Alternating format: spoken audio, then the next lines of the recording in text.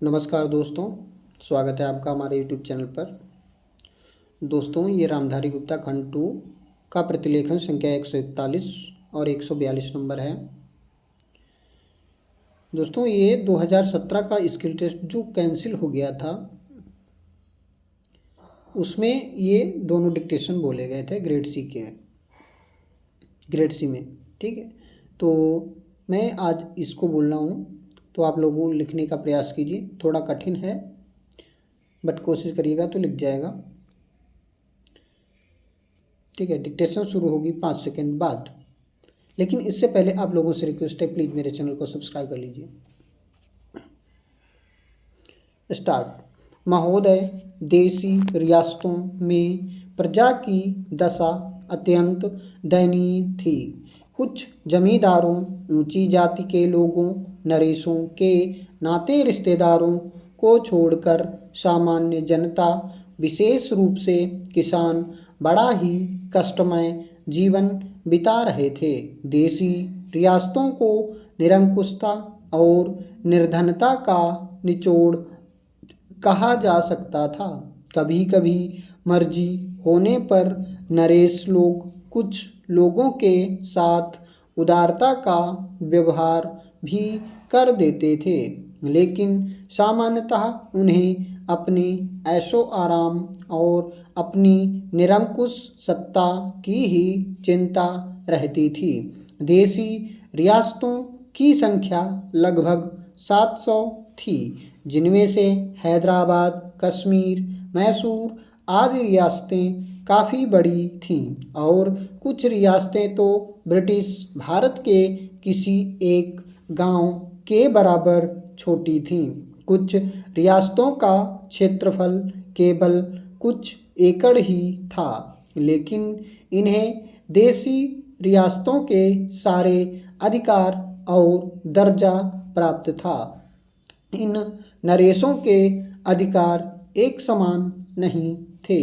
कुछ नरेशों को काफ़ी हद तक वास्तविक सत्ता प्राप्त थी, कम से कम देखने में, और कुछ को लगान वसूलने और अपनी प्रजा को आतंकित करने के सिवा और कोई अधिकार नहीं थे। इस हालत के लिए देशी नरेशों को ही अकेले दोषी नहीं ठहराया जा सकता। सिद्धांत रूप में यद्यपि उन्हें अपनी रियासत में पूरे अधिकार प्राप्त थे, लेकिन अधिकांश में यह सत्ता केवल जनता पर दमन और अत्याचार की चक्की चला सकने तक ही सीमित थी। यदि वे प्रजा की दशा सुधारने या उसे किसी प्रकार का प्रातिनिधिक प्रशासन देने की कोशिश करते भी थे, तो दिल्ली की राजधानी में बैठा सम्राट का प्रतिनिधि वायसराय या उन रियासतों में बैठा उसका एजेंट उन्हें वैसा करने से रोक देता था। ऐसा वास्तव में हुआ भी था कि नरेशों ने उत्तरदायी सरकार स्थापित करने में अपनी असमर्थता व्यक्त की थी, क्योंकि वैसा करना सर्वोच्च सत्ता ब्रिटिश सरकार के साथ हुई संधि की शर्तों के विरुद्ध होता। वस्तुतः वायसराय केवल संधि की शर्तों की सीमा में ही रहकर अपने अधिकारों का प्रयोग नहीं करता था। जब बरार को लेकर कुछ विवाद उत्पन्न हुआ था, तब लॉर्ड रीडिंग ने यह बात निजाम को अच्छी तरह समझा भी दी थी। यह कहना बहुत हद तक ठीक होगा कि असली सत्ता विभिन्न रियासतों में नियुक्त भारत के एजेंटों या रेजिडेंटों के हाथ में होती थी, और इन लोगों को भारत सरकार के पॉलिटिकल डिपार्टमेंट की सलाह के अनुसार चलना पड़ता था।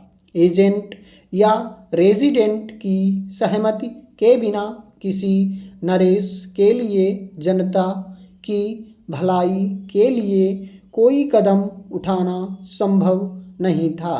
आरंभ में इन एजेंटों या रेजिडेंटों से भारत सरकार के पॉलिटिकल एजेंट के रूप में कार्य करने की अपेक्षा की जाती थी, किंतु बीपी मेनन के अनुसार धीरे धीरे उनका स्वरूप बदलकर एक श्रेष्ठतर सरकार के कार्यपालक और नियंत्रक अधिकारियों का हो गया। सरकार ने इन रियासतों का उपयोग उन गंदगी जमा करने वाले गढ़ों के रूप में किया जिसमें शेष भारत का संचित दुख दर्द बहकर जमा हो सकता था।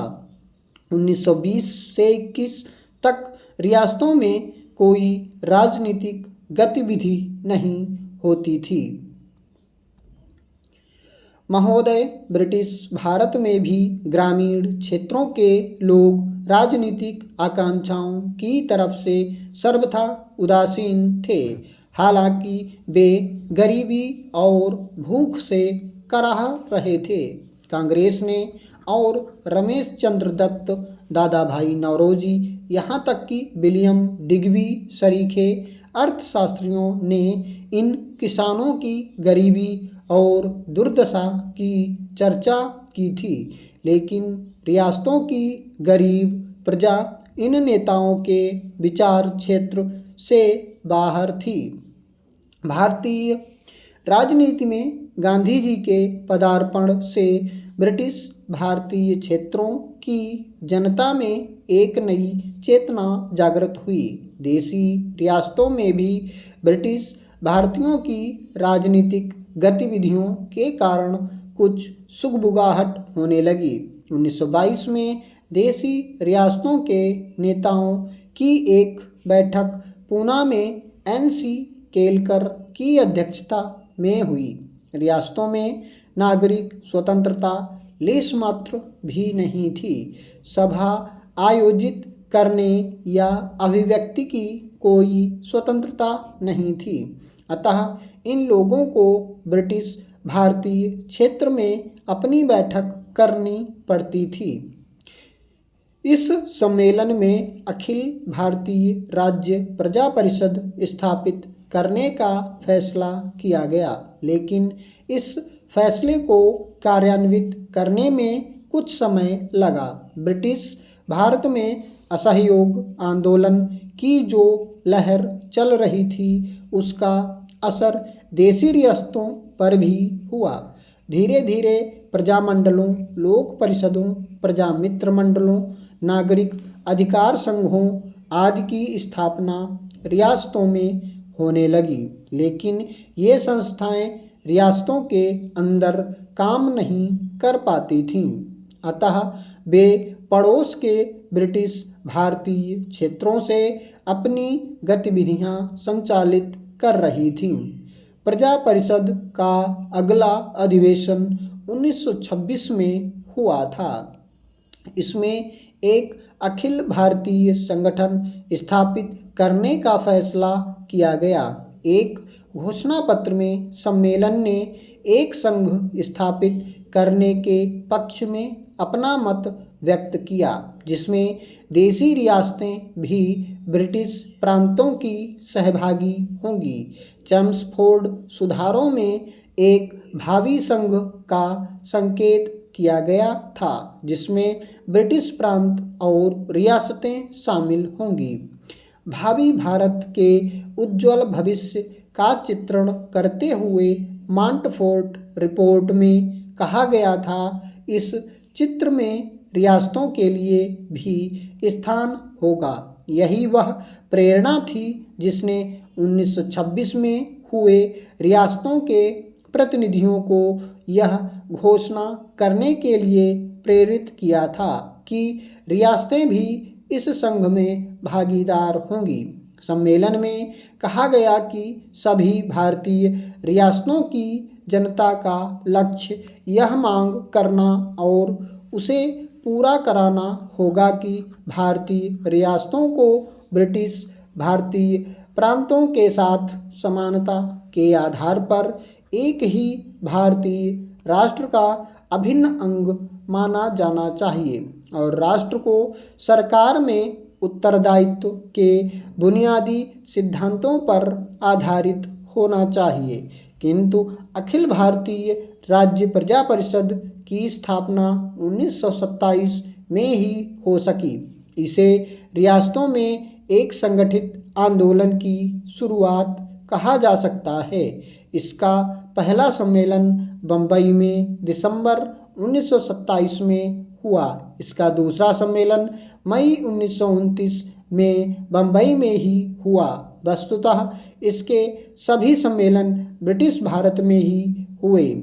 इस समय तक देशी रियासतों के बारे में कांग्रेस का रवैया अस्पष्ट सा ही था। स्टॉप।